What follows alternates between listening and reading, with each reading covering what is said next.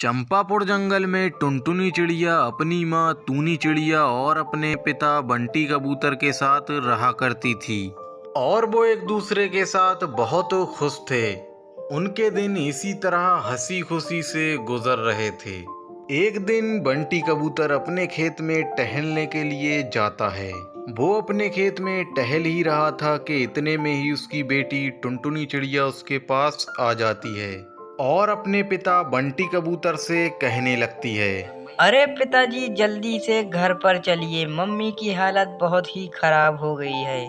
पता नहीं मम्मी को अचानक से क्या हो गया, उनकी बहुत ही हालत खराब है। आप जल्दी घर पर चलें। बंटी कबूतर अपनी बेटी की ये बातें सुनकर बहुत ज्यादा डर जाता है और वो उसके साथ अपने घर चला जाता है। वो जैसे ही अपने घर पहुंचता है और वहां जाकर वहां का नजारा देखता है तो बहुत ज्यादा डर जाता है, क्योंकि उसकी पत्नी टूनी चिड़िया इस दुनिया को छोड़कर जा चुकी थी, वो मर गई थी। बंटी कबूतर ये सब देखकर बहुत ज्यादा रोने लगता है। ये सब देखकर बंटी कबूतर की बेटी टुनटुनी चिड़िया बंटी कबूतर से कहती है, पिताजी, आप क्यों रो रहे हैं? माँ को क्या हुआ है? कबूतर अपनी बेटी की ये बातें सुनकर और ज्यादा उदास हो गया और अपनी बेटी से कहता है, बेटी टुनटुनी चिड़िया, तुम्हारी माँ अब इस दुनिया में नहीं रही। वो इस दुनिया को छोड़कर बहुत दूर जा चुकी हैं। अब वो कभी भी लौटकर नहीं आएंगी। मैं इसीलिए रो रहा हूँ। टुनटुनी चिड़िया अपने पिता की ये बातें सुनकर बहुत ज्यादा रोने लगती है। ऐसे ही एक दिन बीत जाता है और टुनटुनी चिड़िया अपने घर में अपनी माँ को याद कर कर रोने लगती है।